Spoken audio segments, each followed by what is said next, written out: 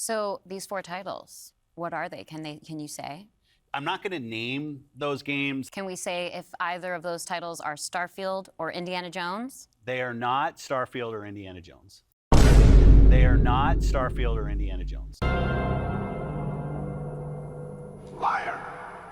I think I'm finally starting to come to terms that the days of exclusive games reigning supreme over the gaming industry, those days are gone. Like, those days are cooked. Unless you're freaking Nintendo, nobody else really cares about true first party exclusives. Most of these suckers today, even freaking Sony, you know, they'll drop a exclusive, is there on that platform for like a year and a half or 2 years.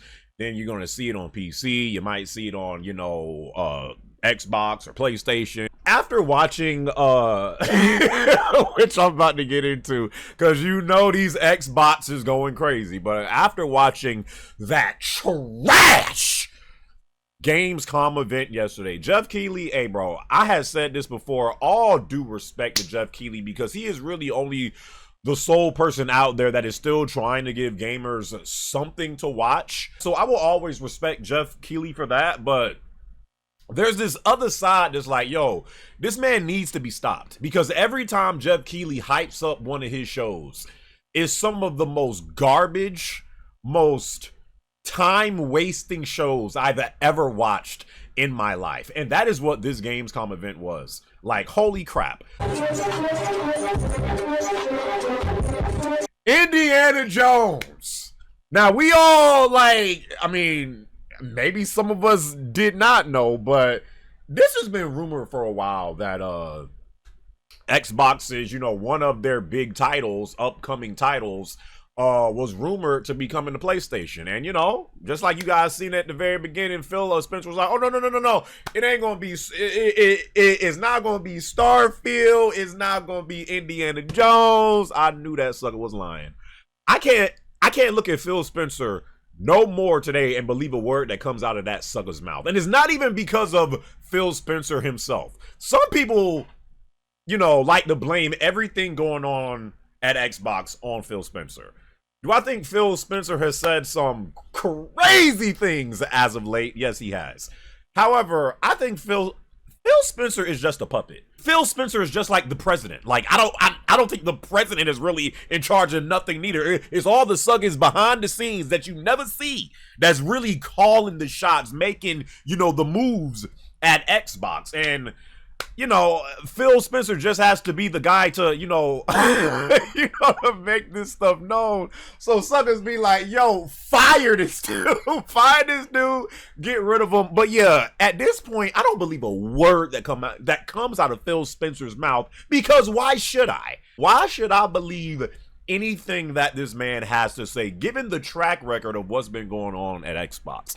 I don't even think it really, I mean, honestly, I do think it's for the best that Indiana Jones, because so it drops on Xbox in December. It drops on Xbox and PC and Game Pass in December of this year. Then in spring of next year, it's coming to PlayStation. I do feel like it is better that this game is dropping eventually on PS5, because I don't, you know, I mean, there's been so many games at this point that was said to have saved Xbox, and it was supposed to be this game at one point, then this game, then this game. No game has really gotten Xbox, like, you know, like a spike in sales where people are just going out and being like, yo, I need to get an Xbox right now. Which is why I just feel like it has nothing to do with I mean, it does have to do with their games, but it's also because you don't need an Xbox to play some of their biggest titles out there. Like, freaking hello, if you don't need an Xbox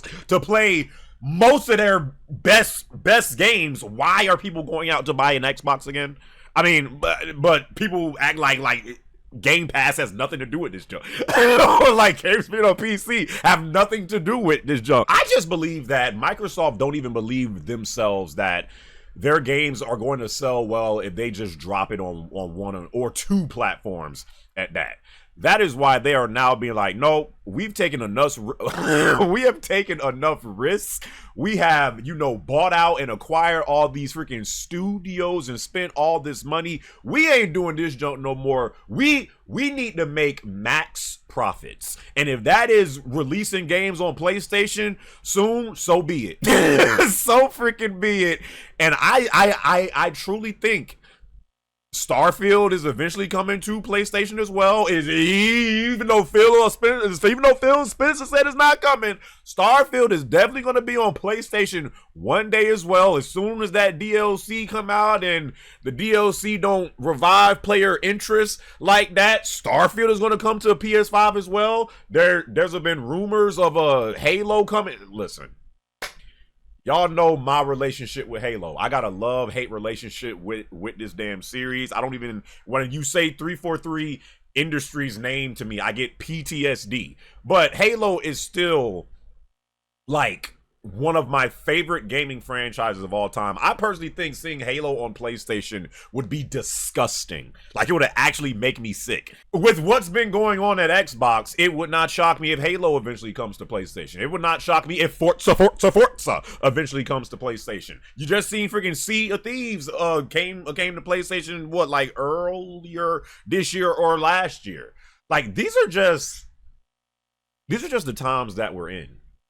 And for me personally, you want to call me an old head gamer that, just grew up with, this console being able to offer you this, and this console being able to offer you this, and this console being able to offer you this, and you made your decision based off of which console was bringing more to the table as far as games go.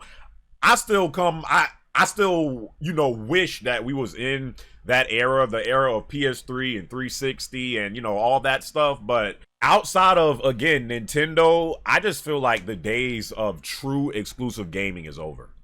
It's over. Like, there's just way too much money to be lost now. I really just feel like it just all comes down to, how can we, it's always about making money, but like even more so today because the risk is so much greater. These companies are not willing to put all their freaking hopes and dreams in this game being very successful on just one platform and it not doing good, and they just be like, well, all right, let's move on to the next one. No, now they're like, oh no, we gonna be dropping this junk on PC. It's gonna be on PlayStation. It's gonna be on freaking Switch. It's gonna be on hell the Ouya. Does that junk still exist? I don't know. But they are now willing to, after again like a year or two max, you're going to see more and more outside of Nintendo. This is just a new era that we're in. So yeah, Xbox fans, calm down. I mean, yeah, I know it sucks that hey, you you might see Perfect Dark coming to PlayStation soon. Hey, I ain't gonna hold you, bro. You might see it. Like, again, freaking Xbox just had that showcase, back in June. That was actually great. But a lot of those games might be on PlayStation as well. You know that they're going to be on PSC. So, again, Microsoft still has not addressed, like, a huge problem that's been really plaguing the Xbox since the late 360 era. And until they do that, Xbox fans are always going to, have uncertainty with the Xbox, with the Xbox's future and with the games that they got coming and just the brand of what the Xbox is. But again, it's not just Xbox.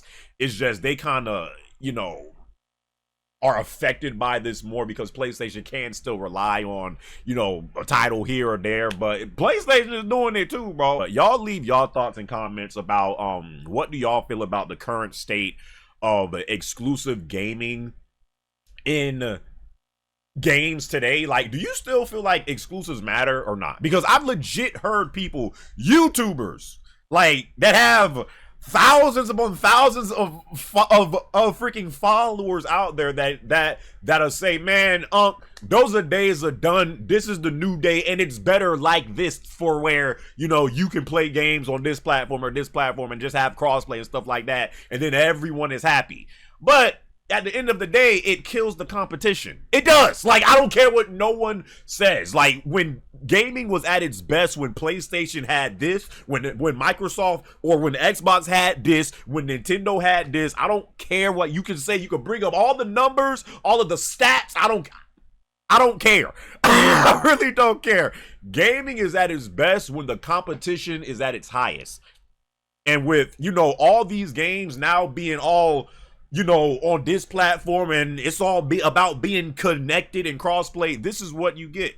So yeah, y'all leave y'all thoughts and comments about what do y'all think about you know, the state of exclusive gaming with games today, about Indiana Jones coming to PlayStation 5. Y'all let me know all y'all thoughts in the comment section below.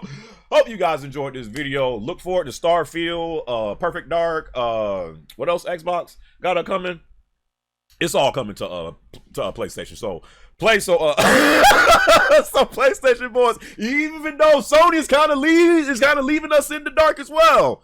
Like, at least we can play the Xbox titles. I mean, hey, it's all about being connected, right? I mean, that's a good, right?